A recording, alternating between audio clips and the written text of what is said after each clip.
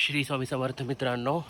तर मागचे 2 दिवस झाले आम्ही इथे एक डेस्टिनेशन वेडिंग अटेंड करायला आलो आहे. तुम्ही बघू शकता, मी लाईव्ह पण शेअर केलेलं तुम्हाला आणि त्याचा एक छोटासा ग्लिम्स मी तुमच्याबरोबर शेअर करतोय.